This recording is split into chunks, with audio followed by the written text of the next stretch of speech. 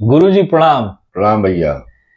गुरुजी, हम लोगों के ज्योतिष शास्त्र में 12 राशियां हैं, परंतु इन जो 12 राशियां हैं इनके जो स्वभाव वगैरह है और उनकी विशेषताएं हैं ये सब याद नहीं होती हैं, तो इनको कैसे याद रखा जाए? हाँ देखिए, ज्योतिष में जब हम लोग ज्योतिष शास्त्र को का अध्ययन करते हैं तो जैसा कि सबको पता भी है ये बात कि इसमें 12 राशियां होती हैं, 9 ग्रह होते हैं, 12 भाव होते हैं और इन सब के जो भिन्न विभिन्न प्रकार के जो कॉम्बिनेशंस बनते हैं उसी के आधार पर हम लोग फलित करते हैं। तो बेसिक क्या है, मूल रूप क्या है? राशियां, ग्रह और भाव। तो जब तक इन राशियों को, इन ग्रहों को, इन भावों को अगर आप ठीक से नहीं समझेंगे, आत्मसात नहीं करेंगे, तब तक फलित आप नहीं कर सकते। और ये एक दुरूह कार्य भी है, लेकिन अगर इसको एक सिस्टम के साथ में समझा जाए तो ये उतना दुरूह भी नहीं है। तो इसके लिए आपको राशियों को याद रखने की कोई आवश्यकता नहीं है, क्योंकि आप ज्योतिष में कुछ भी रट नहीं सकते हैं, आत्मसात कर सकते हैं।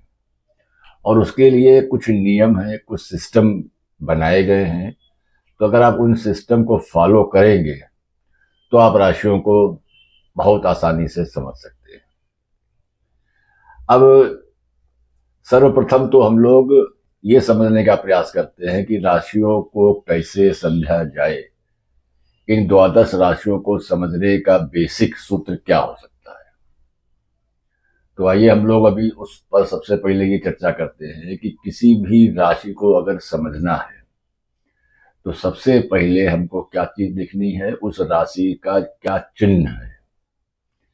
प्रत्येक राशि के फिक्स्ड चिन्ह बताए गए हैं जो उस राशि के स्वभाव को दर्शाते हैं।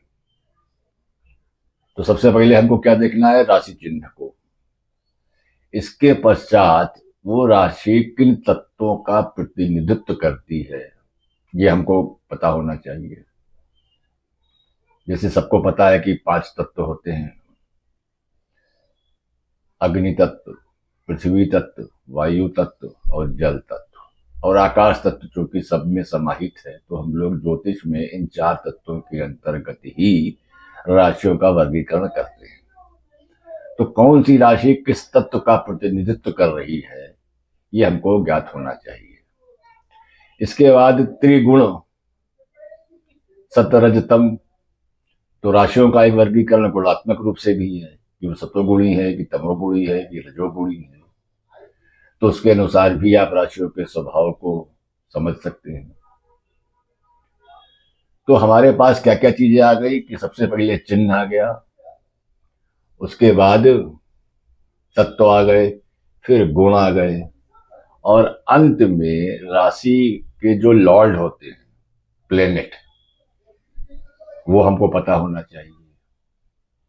तो ये जो 4 मुख्य बिंदु हैं, तो सर्वप्रथम किसी भी राशि को समझने के लिए ये जो प्रथम 4 स्तंभ हैं, इनके आधार पर राशियों को की व्याख्या की जा सकती है और राशियों को हम लोग अच्छी तरीके से समझ सकते हैं।